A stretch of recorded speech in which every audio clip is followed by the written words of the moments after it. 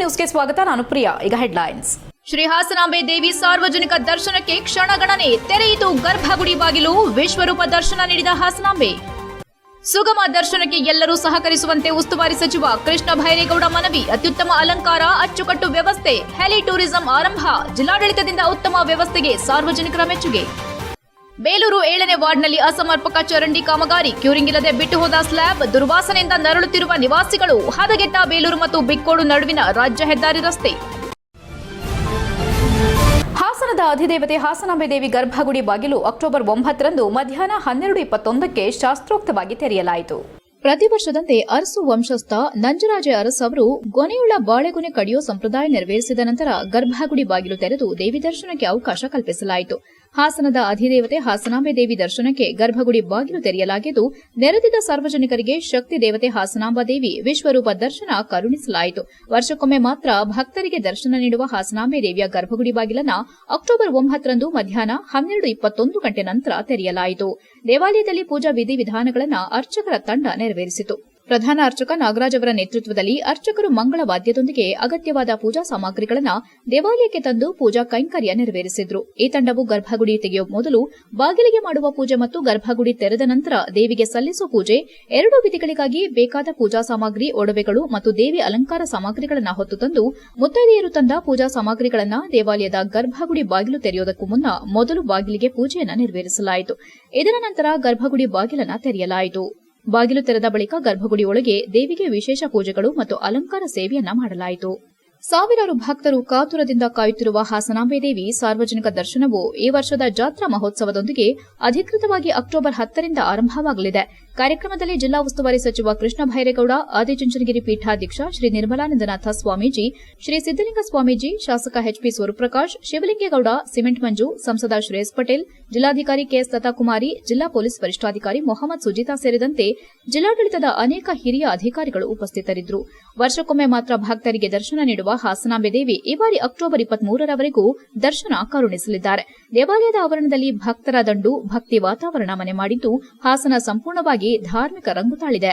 ಗರ್ಭಗುಡಿ ಬಾಗಿಲು ತೆರೆಯುವ ವೇಳೆ ಕಳೆದ ವರ್ಷ ಹಚ್ಚಿದ್ದ ದೀಪ ಇನ್ನೂ ಉರಿಯುತ್ತಿದ್ದು, ಹೂವು ಬಾಡದೆ, ನೈವೇದ್ಯ ಹಳಸದೇ ಇರೋದು ಈ ದೈವದ ಅತಿ ದೈವಿಕ ಶಕ್ತಿಗೆ ನಿದರ್ಶನವೆಂದು ಭಕ್ತರು ಭಾವಿಸಿದ್ದಾರೆ. HCN news Haasan.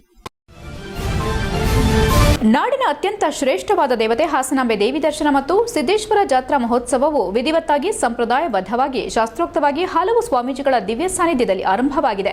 ಎಲ್ಲವೂ ಸುಗಮವಾಗಿ ನಡೆದಿರೋದು ಸಂತಸದ ವಿಷಯ. ಇದರಿಂದ ನಾಡಿಗೆ ಒಳ್ಳೆಯದಾಗಲಿ, ಜನರಿಗೆ ಒಳಿತಾಗಲಿ ಎಂಬುದು ನನ್ನ ಸದಾಶಯ ಎಂದು ದೇವಿ ದರ್ಶನದ ನಂತರ ಜಿಲ್ಲಾ ಉಸ್ತುವಾರಿ ಸಚಿವ ಕೃಷ್ಣ ಭೈರೇಗೌಡ ಹೇಳಿದರು. ಅಕ್ಟೋಬರ್ 10ರಿಂದ ಬೆಳಗ್ಗೆ 6ರಿಂದ ಸಂಜೆ 7 ಗಂಟೆವರೆಗೂ ಮಾತ್ರ ದರ್ಶನವಿರಲಿದೆ. ಭಕ್ತರು ಸರತಿ ಸಾಲಿನಲ್ಲಿ ಬಂದು ದೇವಿ ದರ್ಶನ ಪಡೆಯಬೇಕೆಂದು ಮನವಿ ಮಾಡಿದ್ರು. ಅಕ್ಟೋಬರ್ 22ರವರೆಗೂ ನೈವೇದ್ಯ, ಮಹಾಮಂಗಳಾರತಿ ಸಮಯ ಹೊರತುಪಡಿಸಿ ಬೆಳಗ್ಗೆಯಿಂದ ನಿರಂತರವಾಗಿ ದೇವಿ ದರ್ಶನಕ್ಕೆ ವ್ಯವಸ್ಥೆ ಇರಲಿದೆ ಎಂದರು. ಈ ವರ್ಷದ ಮಹೋತ್ಸವಕ್ಕೆ ನಾಡು, ದೇಶದಿಂದ ಲಕ್ಷಾಂತರ ಭಕ್ತರು ದರ್ಶನಕ್ಕೆ ಆಗಮಿಸುವ ನಿರೀಕ್ಷೆ ಇದೆ.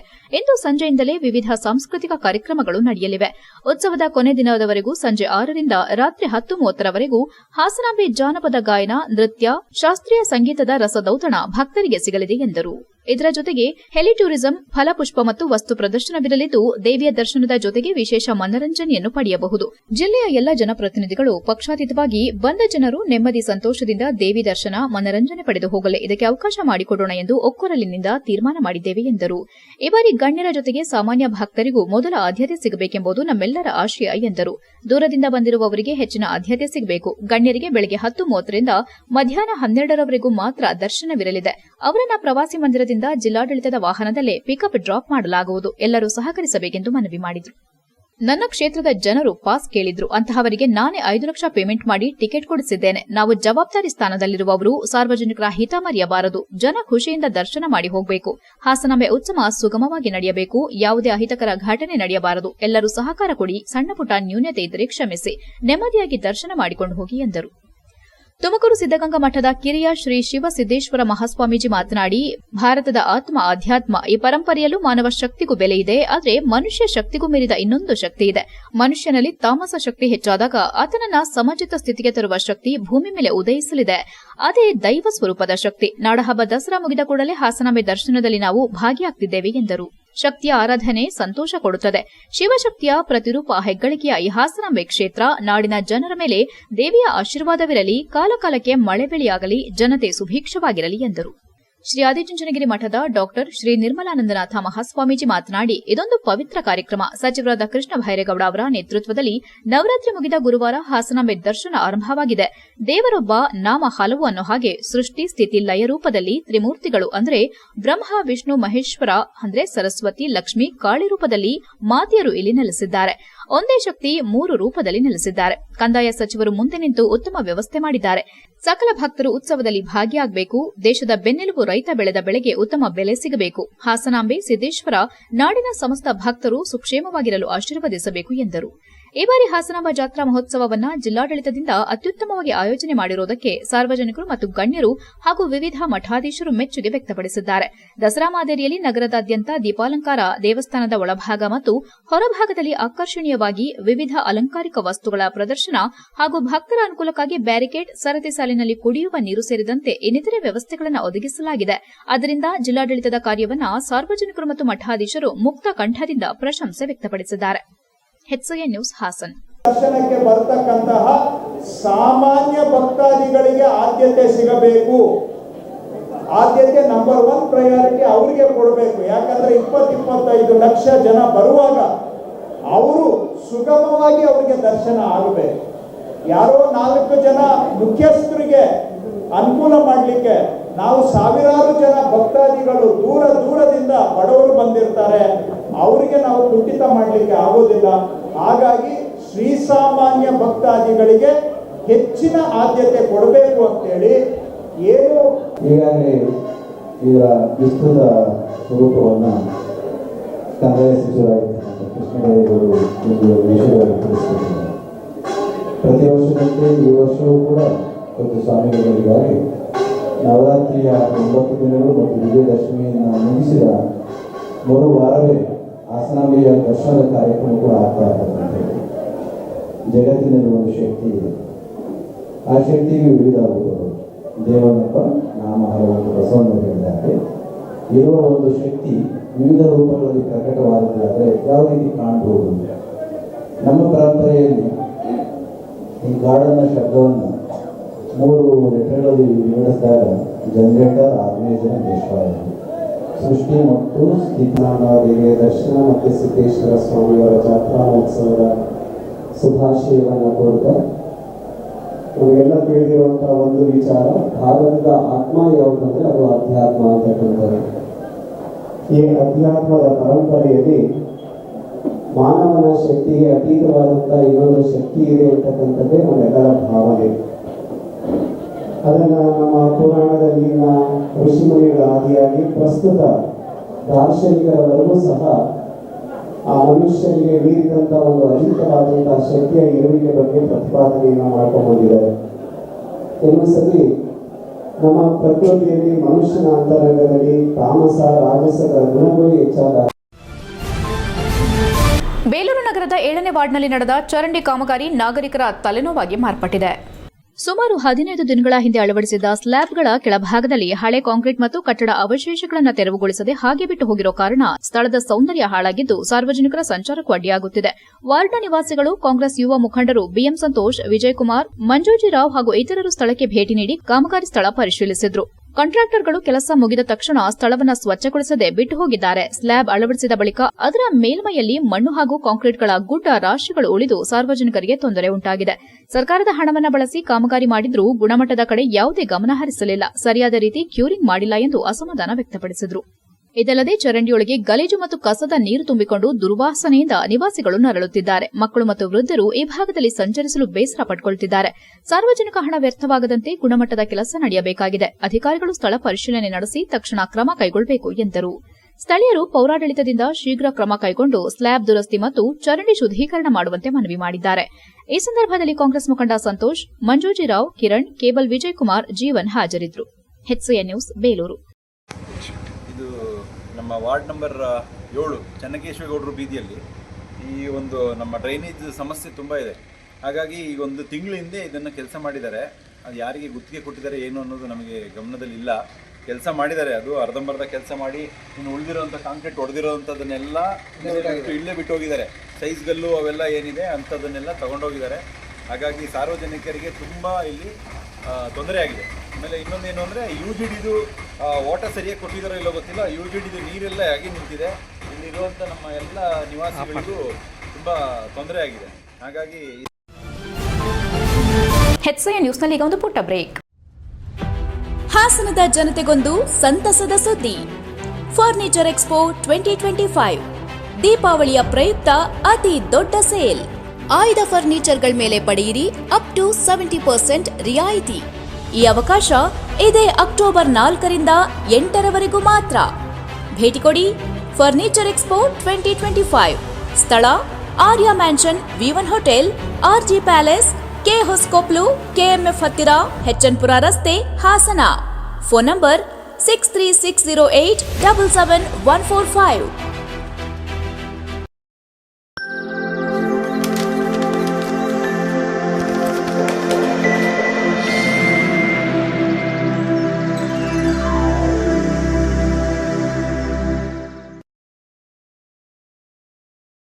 ಬ್ರೇಕ್ನ ನಂತರ HCI ನ್ಯೂಸ್ಗೆ ಸ್ವಾಗತ. ಸರ್ಕಾರ ನಡೆಸುತ್ತಿರುವ ಆರ್ಥಿಕ, ಸಾಮಾಜಿಕ ಮತ್ತು ಶೈಕ್ಷಣಿಕ ಸಮೀಕ್ಷೆ ಕೆಲಸದಲ್ಲಿ ನಿರತರಾಗಿರುವ ಶಿಕ್ಷಕರು ಜಾತಿ ಕಾಲಂನಲ್ಲಿ ತಮಗಿಷ್ಟ ಬಂದ ಜಾತಿ ಹೆಸರನ್ನು ನಮೂದಿಸಿ ಲೋಪವೆಸಗಿದ್ದು ತಪ್ಪು ಮಾಡಿರುವ ಶಿಕ್ಷಕಿಯರ ವಿರುದ್ಧ ಕೂಡಲೇ ಕ್ರಮ ಕೈಗೊಳ್ಳಬೇಕು ಹಾಗೂ ತಪ್ಪನ್ನು ಸರಿಪಡಿಸಿ ಮೂಲ ಜಾತಿಯವರು ನಮೂದಿಸಬೇಕೆಂದು ಜಿಲ್ಲಾಧಿಕಾರಿ ಕಚೇರಿ ಎದುರು ಪ್ರತಿಭಟನೆ ಮೂಲಕ ಹೊಳೆನರಸೀಪುರದ ಮಹದೇಶ್ವರ ಕಾಲೋನಿ ನಿವಾಸಿಗಳು ಒತ್ತಾಯಿಸಿದ್ದಾರೆ. ಈ ವೇಳೆ ಹಿಮ್ಸ್ ಆಡಳಿತ ಪರಿಷತ್ ಸದಸ್ಯ ಹಾಗೂ ಕಾಂಗ್ರೆಸ್ ಯುವ ಮುಖಂಡ ರವೀಶ್ ಬಸವಾಪುರ ಮಾತನಾಡಿ, ಹೊಳೆನರಸೀಪುರ ತಾಲೂಕಿನ ಹಳ್ಳಿ ಮೈಸೂರು ಹೋಬಳಿಯ ತೇಜೂರು ಮಹದೇಶ್ವರ ಕಾಲೋನಿ ಗ್ರಾಮದಲ್ಲಿ 135 ಮಾದಿಗ ಸಮುದಾಯದ ಕುಟುಂಬಗಳು ವಾಸಿಸುತ್ತಿದ್ದು, ಈ ಗ್ರಾಮಕ್ಕೆ ಸಮೀಕ್ಷೆ ಮಾಡಲು ಬಂದಿದ್ದ ಗಣತಿದಾರರಾದ ಶುಭಾ ಮತ್ತು ಲಲಿತಾರವರು ಮನಸೋ ಇಚ್ಛೆ ಬರೆದುಕೊಂಡು ಹೋಗುತ್ತಿದ್ದಾರೆ ಎಂದು ಆರೋಪಿಸಿದರು. ಗಣತಿ ಮಾಡುವ ವೇಳೆ ಗ್ರಾಮಸ್ಥರು ಗಣತಿಯ ಜಾತಿ ಕಾಲಂನಲ್ಲಿ 061 ಅದರಲ್ಲಿ ಮಾದಿಗ ಎಂದು ನಮೂದಿಸುವಂತೆ ಕೇಳಿಕೊಂಡರು. ಶಿಕ್ಷಕಿಯರಾದ ಶುಭಾ ಮತ್ತು ಲಲಿತಾ ಎಂಬುವವರು ಗಣತಿ ಜಾತಿ ಕಾಲಂನಲ್ಲಿ 061ರಲ್ಲಿ ಮಾದಿಗ ಎಂದು ಬರೆದಿರೋದಿಲ್ಲ, ಕೇಳಿದ್ರೆ ನಾವು ಹಾಗೆ ಮಾಡಲಿಕ್ಕೆ ಬರೋದಿಲ್ಲ, ನಮಗೆ ಆದಿ ದ್ರಾವಿಡ ಮತ್ತು ಆದಿ ಕರ್ನಾಟಕ ಎಂದು ಮಾತ್ರ ನಮೂದಿಸಲು ಸರ್ಕಾರದ ನಿರ್ದೇಶನವಿದೆ ಎಂದು ಉತ್ತರ ನೀಡಿದ್ದಾರೆ. ಶೋಷಿತ ಸಮುದಾಯಗಳಲ್ಲೊಂದಾದ ಮಾದಿಗ ಸಮುದಾಯದ ಗಣತಿಯಲ್ಲಿ ಸರ್ಕಾರದ ಗಣತಿ ನಿಯಮ ಉಲ್ಲಂಘಿಸಿ ಸಾರ್ವಜನಿಕರೊಂದಿಗೆ ಉಡಾಫೆಯಿಂದ ಅನುಚಿತವಾಗಿ ವರ್ತಿಸಿದ್ದಾರೆ. ಈ ಗಣತಿದಾರ ಶಿಕ್ಷಕಿಯರನ್ನ ಅಮಾನತು ಮಾಡುವಂತೆ ಮತ್ತು ಸಮೀಕ್ಷೆಯಲ್ಲಾಗಿರುವ ಲೋಪವನ್ನು ಸರಿಪಡಿಸುವಂತೆ ಸರ್ಕಾರವನ್ನು ಆಗ್ರಹಿಸಿದರು. ಪ್ರತಿಭಟನಾ ಸ್ಥಳಕ್ಕೆ ಭೇಟಿ ನೀಡಿದ ಹಿಂದುಳಿದ ವರ್ಗಗಳ ಇಲಾಖೆಯ ಜಿಲ್ಲಾಧಿಕಾರಿಗಳಿಗೆ ಈ ವಿಚಾರದ ಬಗ್ಗೆ ತಿಳಿಸಲಾಗಿದ್ದು, ಆ ಇಬ್ಬರು ಶಿಕ್ಷಕಿಯರಿಗೆ ನೋಟಿಸ್ ಜಾರಿ ಮಾಡಿರುವುದಾಗಿ ತಿಳಿಸಿದರು. ಇದೇ ವೇಳೆ ಜಿಲ್ಲಾ ಸಮಿತಿ ಜಿಲ್ಲಾಧ್ಯಕ್ಷ ರಾಮಚಂದ್ರ ಕಬಳಿ, ಲೋಕೇಶ್ ಕ್ಯಾತನಹಳ್ಳಿ, ರಂಗಸ್ವಾಮಿ ಸೇರಿದಂತೆ ಮಹದೇಶ್ವರ ಕಾಲೋನಿ ನಿವಾಸಿಗಳು ಉಪಸ್ಥಿತರಿದ್ದರು. HCI news Hassan. Mahadeshwara colony Chandrashekhar ಅಂತ ನನ್ನ ಹೆಸರು. ಮಾಜಿ ಗ್ರಾಮ ಪಂಚಾಯತಿ ಸದಸ್ಯ. ನಮ್ಮೂರಿಗೆ ಜನ ಸಮೀಕ್ಷೆ ಮಾಡಕ್ ಬಂದಿದ್ರು, ಶೋಭಾ ಮೇಡಮ್ ಮತ್ತೆ ಲಲಿತಾ ಮೇಡಮ್ ಅವರು ಬಂದ್ಬಿಟ್ಟು ನಾವು ಸಮೀಕ್ಷೆ ಮಾಡೋ ಟೈಮಲ್ಲಿ ಆಧಾರ್ ಕಾರ್ಡು, ರೇಷನ್ ಕಾರ್ಡು ಎಲ್ಲ ಕೊಟ್ಟಾದ್ಮೇಲೆ ನಿಮ್ಮ ಜಾತಿ ಯಾವುದು ಅಂತ ಕೇಳಿದ್ರು. ನಾವು ಮಾದಿಗರು ಅಂತಲೇ ಬರೀರಿ ಅಂದೆ ಅಂತ ಹೇಳಿದ್ರೆ, ಆ ಕಾಲಮ್ಮು 61ನೇ ಕಾಲಮಲ್ಲಿ ಇತ್ತು, ಅದು ತೆಗ್ದು ಬರೀರಿ ಅಂತ ನಾವು ಹೇಳ್ದೋ. ಅದ ಇಲ್ಲ, ಕಾಲಮೇ ಇಲ್ಲ, ಇದ್ರ ಓಪನ್ ಆಯ್ತಾ ಇಲ್ಲ ಅಂದ್ಬಿಟ್ಟು ಎಲ್ಲಾನು ಆದಿ ಕರ್ನಾಟಕ, ಆದಿ ದ್ರಾವಿಡ ಅಂತ ಬರೆದ್ಬಿಟ್ಟು ಅವ್ರೆ ಮೇಲೆ ಉಡಪೆ ಮಾತಾಡ್ತಾರೆ. ಈಗ ಹಂಗೆ ಕೇಳಿದ್ರೆ ಯಾಕೆ ಹಿಂಗೆ ಮಾಡಿದ್ರಿ ಅಂದ್ರೆ ನಾವು ಹಂಗೆ ಮಾಡೋದು, ಅದೇನು ಮಾಡ್ಕೊತೀರಿ ಮಾಡ್ಕೋಗಿ, ನಮ್ಮ ಸಸ್ಪೆಂಡ್ ಆದ್ರೂ ಪರವಾಗಿಲ್ಲ ನಾನು ಅಂತ ಮಾತಾಡ್ತಾರೆ ಸರ್. ಈಗ ನಿಮಗೆ ಏನಾಗಬೇಕು? ಈಗ ನಮ್ದು ಆದಿ ದ್ರಾವಿಡ ಅಥವಾ ಆದಿ ಕರ್ನಾಟಕ ಬೇಡ, ನಮಗೆ ಮಾದಿಗ ಅಂತ ಇದು ಬರೀ ಮೆನ್ಷನ್ ಆಗಬೇಕು. ಸ್ನೇಹಿತರೆ, ನಮ್ಮ ಬೇಡಿಕೆ ಆರ್ಥಿಕ ಮತ್ತು ಶೈಕ್ಷಣಿಕ ಸಮೀಕ್ಷೆ ನಡೀತಾ ಇದೆ ಸರ್ಕಾರದ ವತಿಯಿಂದ. ಈ ನಡೆಯೋದ್ರಲ್ಲಿ ಹೆಚ್ಚು ಪಾಲುದಾರರು ನಮಗೆ ಸಿಗಬೇಕಾಯಿತು ಮಾದಿಗರಿಗೆ. ಇದರ ಉದ್ದೇಶ 35 ವರ್ಷಗಳ ಹೋರಾಟದಿಂದ ಈ ಕಾರ್ಯಕ್ರಮವನ್ನು ಯಶಸ್ವಿಯಾಗಿ ಪ್ರತಿಭಟನೆ ಮೂಲಕ ಎಲ್ಲವೂ ಖಂಡಿಸಿ 35 ವರ್ಷಗಳಿಂದ ಹೋರಾಟ ಮಾಡಿ ಕೊನೆಗೆ ಮೂಲ ಜಾತಿ ಮಾದಿಗ ಎಂತಲೇ ಬರೆಸಬೇಕು ಅಂತ ಹೇಳ್ಬಿಟ್ಟು ನಾವೆಲ್ಲ ಆಗ್ರಹಿಸಿದ್ದೀವಿ ಆಗ್ಲಿಂದಲೂ. ಅದೇ ತರ ಹಿಂದಿನ ಈ 2 ತಿಂಗಳಿಂದ 3 ತಿಂಗಳಿಂದ ನಾಗಮೋಹನ್ ದಾಸ್ ವರದಿಯಲ್ಲೂ ಕೂಡ ಜಾತಿ ಸಮೀಕ್ಷೆಯಲ್ಲಿ ಮಾದಿಗ ಎಂದೇ ಬರೆಸಿ ಅಂತ ಹೇಳ್ಬಿಟ್ಟು ಅದನ್ನು ಕೂಡ ಮಾಡಿದ್ದಾರೆ. ಅದೇನು ವರ್ಷಾಂಗಟ್ಲೆ ಆಗಿಲ್ಲ, ಕೆಲವು 1-2 ತಿಂಗಳ ಹಿಂದೆ ಆಗಿರೋದು. ಅಂತ ಸಂದರ್ಭದಲ್ಲಿ ಈಗ ಆರ್ಥಿಕ ಮತ್ತು ಸಾಮಾಜಿಕ ಶೈಕ್ಷಣಿಕವಾಗಿ ಏನು ಒಳ ಮೀಸಲಾತಿ ದೊರೆಯಬೇಕು ಅಂತ ಅಂದ್ರೆ ಸರ್ಕಾರದಿಂದ ಜನಗಣತಿ ಮಾಡ್ತಾ ಇದ್ದಾರೆ. ಈ ಜನಗಣತಿಯಲ್ಲಿ ತುಂಬಾ ಲೋಪವೆಸಗಿದ್ದಾರೆ ಶಿಕ್ಷಕರು. ಹೊಳೆನರಸೀಪುರ ತಾಲೂಕು ಹಳ್ಳಿ ಮೈಸೂರು ಹೋಬಳಿ ತೇಜೂರು ಮಹದೇಶ್ವರ ಕಾಲೋನಿ ಅಂತಕ್ಕಂಥ ಗ್ರಾಮದಲ್ಲಿ ಏನು ಜಾತಿ ಸಮೀಕ್ಷೆ ನಡೀತಾ ಇತ್ತು, ಆ ಜಾತಿ ಸಮೀಕ್ಷೆಯಲ್ಲಿ ಈಗಾಗಲೇ ಹೊಳೆನರಸೀಪುರ ತಾಲೂಕು ಹಳ್ಳಿ ಮೈಸೂರು ಹೋಬಳಿ ತೇಜೂರು ಮಹದೇಶ್ವರ ಕಾಲೋನಿಯಲ್ಲಿ ಸಾಮಾಜಿಕ ಮತ್ತು ಶೈಕ್ಷಣಿಕ ಗಣತಿಯನ್ನು ನಡೀತಾ ಇತ್ತು. ಆ ಗಣತಿಯಲ್ಲಿ ಈಗಾಗಲೇ ಆದಿ ಕರ್ನಾಟಕ ಮತ್ತು ಆದಿ ದ್ರಾವಿಡ ಅಂತ ನಮೂದು ಮಾಡಬಾರದು ಅಂತ ಹೇಳಿ ಮೂಲ ಜಾತಿ ನಮೂದು ಮಾಡಬೇಕು ಅಂತ ಈಗಾಗಲೇ ಹಿಂದೆ ನಡೆದಿರ್ತಕ್ಕಂಥ ಸಮೀಕ್ಷೆಯಲ್ಲೂ ಕೂಡ ಈಗಾಗಲೇ ಹೇಳಿದ್ರು. ಏನು ಹೊಳೆನರಸೀಪುರ ತಾಲೂಕು ಹಳ್ಳಿ ಮೈಸೂರು ಹೋಬಳಿ ಮಹದೇಶ್ವರ ಕಾಲೋನಿಯಲ್ಲಿ ಏನು ಇವಾಗ ಜಾತಿ ಸಮೀಕ್ಷೆಯಲ್ಲಿ ಹೋಗಿದ್ದಾರೆ. ಆ ಸಮೀಕ್ಷೆಯಲ್ಲಿ ಏನು ಸಮೀಕ್ಷೆದಾರರಾದಂಥ ಲಲಿತಾ ಮತ್ತು ಶುಭಾ ಅವರು 130 ಮನೆಗಳ ಇರುವಂಥ ಕುಟುಂಬ ಇರುವಂಥ ಒಂದು ಗ್ರಾಮ. ಆ ಸಮುದಾಯ ಕಾಲಂ ನಂಬರಲ್ಲಿ 61 ಮಾದಿಗ ಜಾತಿ ಬಂದರೆ ನಿಮ್ಮ ಜಾತಿ ಯಾವುದಂತ ಕೇಳಿದರೆ ಮಾದಿಗ ಅಂತ ಆ ಗ್ರಾಮಸ್ಥರು ಎಲ್ಲರೂ ಹೇಳಿದ್ರು ಸಹ ಈ ಉದ್ದೇಶಪೂರ್ವಕವಾಗಿ ಈ ಲಲಿತಾ ಎಂಬ ಶಿಕ್ಷಕಿಯವರು ಬೇರೆ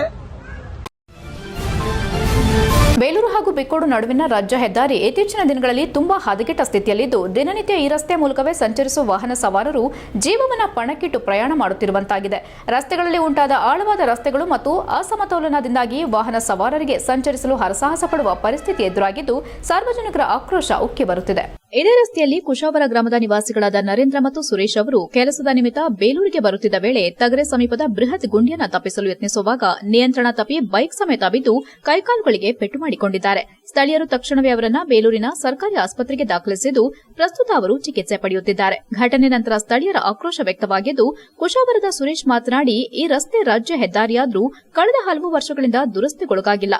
ಪ್ರತಿದಿನವೂ ಈ ಮಾರ್ಗದಲ್ಲಿ ಸಣ್ಣ ಅವಘಡಗಳು ನಡೆಯುತ್ತಿವೆ. ಅಧಿಕಾರಿಗಳು ಮತ್ತು ಜನಪ್ರತಿನಿಧಿಗಳು ಈ ವಿಷಯದ ಬಗ್ಗೆ ಸಂಪೂರ್ಣ ನಿರ್ಲಕ್ಷ್ಯ ತೋರಿಸುತ್ತಿದ್ದಾರೆ. ತಕ್ಷಣ ಈ ರಸ್ತೆಯಲ್ಲಿನ ಗುಂಡಿಗಳನ್ನು ಮುಚ್ಚುವಂತೆ ಕ್ರಮ ಕೈಗೊಳ್ಳದಿದ್ದರೆ ರಸ್ತೆ ಬಂದ್ ಮಾಡಿ ಪ್ರತಿಭಟಿಸಬೇಕಾಗುತ್ತದೆ ಎಂದು ಎಚ್ಚರಿಸಿದ್ದಾರೆ.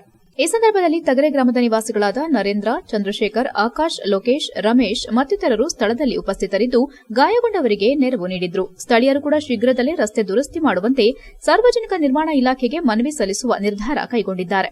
HCN news Belur. ನನ್ನ ಹೆಸರು ಸುರೇಶ್ ಅಂತ, ಕುಶಾವರ ನಮ್ಮದು. ನಮ್ಮ ಇವರು ಕುಶಾವರದಾರೆ. ಈಗ ಇಲ್ಲಿ ಬರ್ತಾ ದಾರಿಯಲ್ಲಿ ಗುಂಡಿ ಆಯ ತಪ್ಪಿ ಬೈಕ್ ಸ್ಕಿಡ್ ಆಗಿ ತುಂಬ ಒಂದು ಏಟಾಗ ಮಟ್ಟದಲ್ಲಿ ಪಾರಾಗಿದ್ದಾರೆ. ಹಂಗಾಗಿ ಈ ಗುಂಡಿ ಬಿಕ್ಕೋಡು ಮತ್ತು ಸಕಲೇಶ್ವರ ರಸ್ತೆಯಲ್ಲಿ ಈ ತಗರೆ ಗ್ರಾಮದಲ್ಲಿ ಯಥೇಚ್ಛವಾಗಿ ಗುಂಡಿ ಬಿದ್ದಿದ್ದಾವೆ. HCN ನ್ಯೂಸ್ನಲ್ಲಿ ಈಗ ಒಂದು ಪುಟ್ಟ ಬ್ರೇಕ್.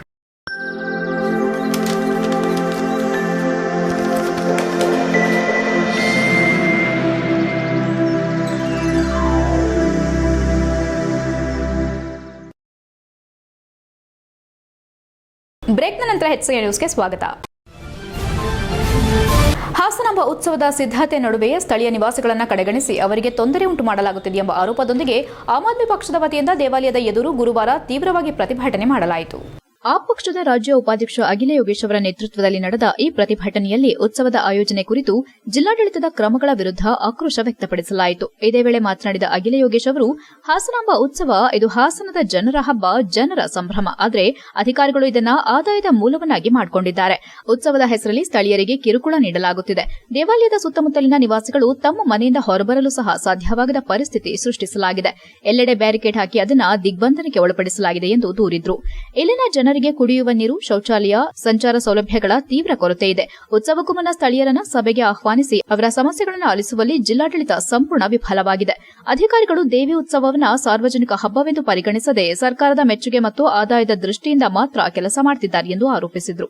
ಹಾಸನಾಂಬ ಉತ್ಸವದ ಟೆಂಡರ್ ಪ್ರಕ್ರಿಯೆಯಲ್ಲಿಯೂ ಅವ್ಯವಹಾರ ನಡೆದಿದೆ ಎಂದು ಆರೋಪಿಸಿ ತನಿಖೆ ನಡೆಸುವಂತೆ ಆಗ್ರಹಿಸಿದ್ರು. ಹಾಸನಾಂಬ ಉತ್ಸವದ ಮೂಲಕ ಸರ್ಕಾರ ಕೋಟಿ ಕೋಟಿ ರೂಪಾಯಿ ಆದಾಯ ಪಡೆಯುತ್ತಿದೆ, ಆದರೆ ಸ್ಥಳೀಯರಿಗೆ ಯಾವುದೇ ಪ್ರಯೋಜನ ದೊರೆಯುತ್ತಿಲ್ಲ. ಇದು ನ್ಯಾಯವಲ್ಲ ಎಂದು ಅಸಮಾಧಾನ ವ್ಯಕ್ತಪಡಿಸಿದರು.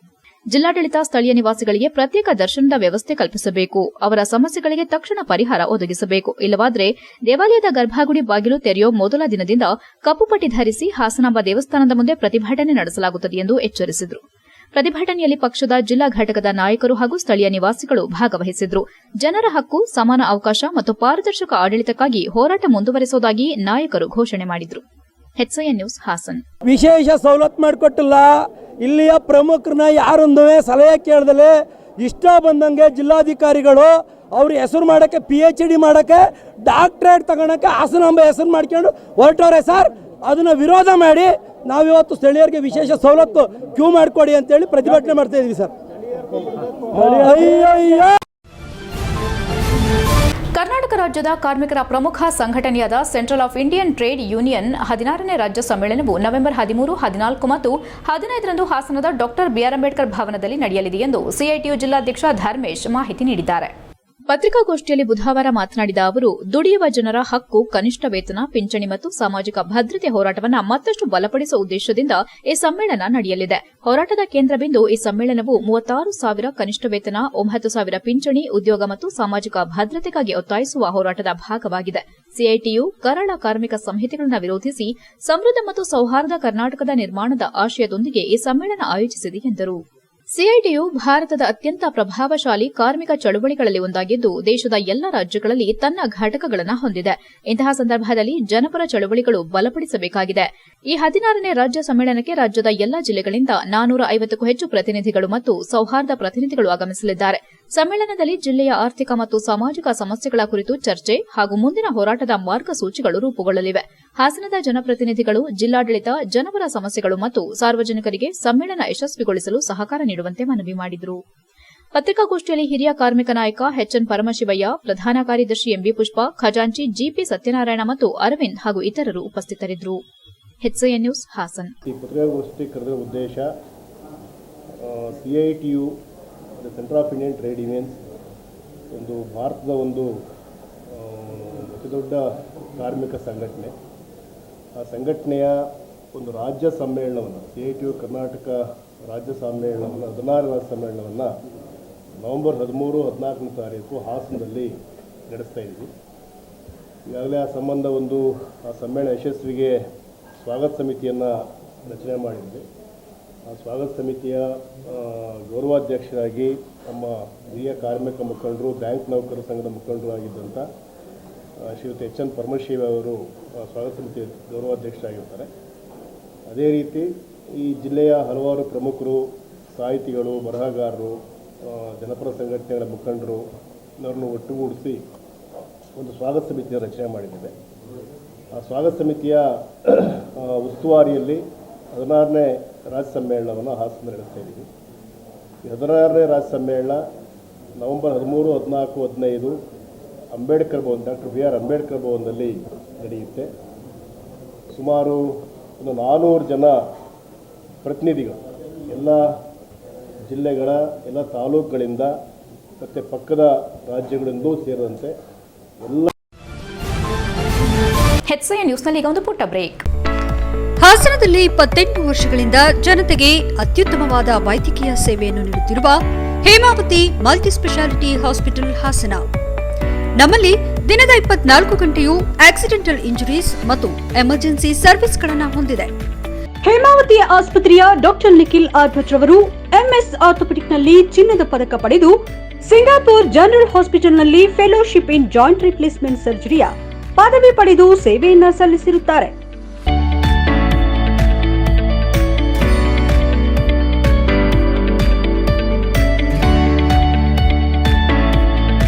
ನಮ್ಮಲ್ಲಿ ಆಂಬ್ಯುಲೆನ್ಸ್ ಸೇವೆಯೂ ಲಭ್ಯ. ಇನ್ನೇಕೆ ತಡ? ನೀವು ಯಾವುದೇ ಮೂಳೆ ಸಮಸ್ಯೆ ಹೊಂದಿದರೆ ಇಂದೇ ಭೇಟಿ ನೀಡಿ. ಹೇಮಾವತಿ ಮಲ್ಟಿ ಸ್ಪೆಷಾಲಿಟಿ ಹಾಸ್ಪಿಟಲ್, ಉತ್ತರ ಬಡಾವಣೆ, ಹಾಸನ. ಬ್ರೇಕ್ನ ನಂತರ HCN ನ್ಯೂಸ್ಗೆ ಸ್ವಾಗತ. ಹಾಸನಾಂಬ ದೇವಿಯ ವಾರ್ಷಿಕ ಜಾತ್ರಾ ಮಹೋತ್ಸವದ ಹಿನ್ನೆಲೆ ಜಿಲ್ಲಾಡಳಿತ ಮತ್ತು ಸರ್ಕಾರ ಕೈಗೊಂಡ ಕ್ರಮಗಳನ್ನು ಬಿಜೆಪಿ ಮುಖಂಡ ಹಾಗೂ ವಕೀಲ ದೇವರಾಜೇಗೌಡ ಶ್ಲಾಘಿಸಿದ್ದಾರೆ.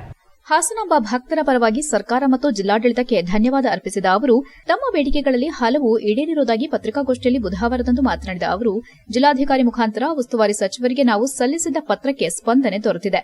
ಹಾಸನಾಂಬ ದರ್ಶನ ವ್ಯವಸ್ಥೆಯಲ್ಲಿ ಈ ಬಾರಿ ಸರ್ಕಾರ ಜನಮನ ಗೆದ್ದಿದೆ.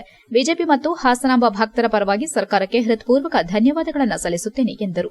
ಅಕ್ರಮ ರಹಿತ ಹಾಗೂ ರಾಜಕೀಯ ಪ್ರಭಾವವಿಲ್ಲದ ರೀತಿ ತಾಯಿ ದರ್ಶನಕ್ಕೆ ಅವಕಾಶ ನೀಡುವ ಭರವಸೆ ಸಚಿವರಿಂದ ದೊರೆತಿದೆ. ಇದು ಭಕ್ತರ ವಿಶ್ವಾಸಕ್ಕೆ ಬಲ ನೀಡುವಂತಾಗಿದೆ ಎಂದು ಹೇಳಿದರು. ವಿಐಪಿ ಮತ್ತು ವಿವಿಐಪಿ ಪಾಸ್ಗಳನ್ನು ರದ್ದು ಮಾಡಿರುವ ನಿರ್ಧಾರ ಅತ್ಯಂತ ಶ್ಲಾಘನೀಯ ಎಂದರು. ಈ ಕ್ರಮದಿಂದ ಸಾಮಾನ್ಯ ಭಕ್ತರಿಗೆ ಸಮಾನ ಅವಕಾಶ ಸಿಗಲಿದೆ. ಗಣ್ಯರು ಕೇವಲ 4 ಮಂದಿ ಸಹಯಾತ್ರಿಗಳನ್ನು ಮಾತ್ರ ಕರೆದುಕೊಂಡು ಬರುವ ಅವಕಾಶ ನೀಡಿರುವುದು ಜನಪರ ನಿರ್ಧಾರವಾಗಿದೆ ಎಂದು ಅವರು ಪ್ರಶಂಸೆ ವ್ಯಕ್ತಪಡಿಸಿದರು. 6 ವರ್ಗಗಳ ಅತಿ ಗಣ್ಯರನ್ನು ಹೊರತುಪಡಿಸಿ ಇತರರು ದೇವಾಲಯ ಪ್ರಾಂಗಣಕ್ಕೆ ಖಾಸಗಿ ವಾಹನಗಳಲ್ಲಿ ಬಾರದಂತೆ ನಿಷೇಧ ಹೇರಿರುವುದು ಹಾಗೂ ವಸ್ತ್ರ ಸಂಹಿತೆ ಜಾರಿಗೊಳಿಸಿರುವುದು ಸಂಸ್ಕೃತಿ ರಕ್ಷಿಸುವ ದೃಷ್ಟಿಯಿಂದ ಅತ್ಯಂತ ಸೂಕ್ತ ಕ್ರಮ ಎಂದರು. ಸಚಿವರು ಹಾಗೂ ಆಡಳಿತ ರಾಜಕೀಯ ಒತ್ತಡ ಅಥವಾ ಪ್ರಭಾವಕ್ಕೆ ಮಣಿಯದೆ ಈ ತೀರ್ಮಾನ ಕಾಪಾಡಿಕೊಳ್ಳಬೇಕು. ಈ ನಿರ್ಧಾರ ಭವಿಷ್ಯದಲ್ಲಿ ಐತಿಹಾಸಿಕ ಮಹತ್ವ ಪಡೆಯಲಿದೆ ಎಂದು ದೇವರಾಜೇಗೌಡ ಅಭಿಪ್ರಾಯಪಟ್ಟರು. HCN news Hassan.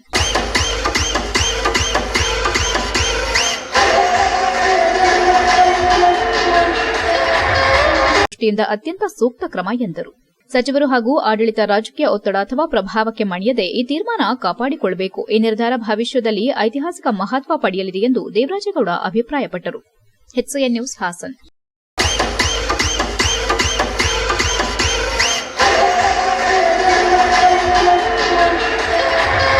ದೃಷ್ಟಿಯಿಂದ ಅತ್ಯಂತ ಸೂಕ್ತ ಕ್ರಮ ಎಂದರು. ಸಚಿವರು ಹಾಗೂ ಆಡಳಿತ ರಾಜಕೀಯ ಒತ್ತಡ ಅಥವಾ ಪ್ರಭಾವಕ್ಕೆ ಮಣಿಯದೆ ಈ ತೀರ್ಮಾನ ಕಾಪಾಡಿಕೊಳ್ಳಬೇಕು. ಈ ನಿರ್ಧಾರ ಭವಿಷ್ಯದಲ್ಲಿ ಐತಿಹಾಸಿಕ ಮಹತ್ವ ಪಡೆಯಲಿದೆ ಎಂದು ದೇವರಾಜೇಗೌಡ ಅಭಿಪ್ರಾಯಪಟ್ಟರು. HCN news Haasan.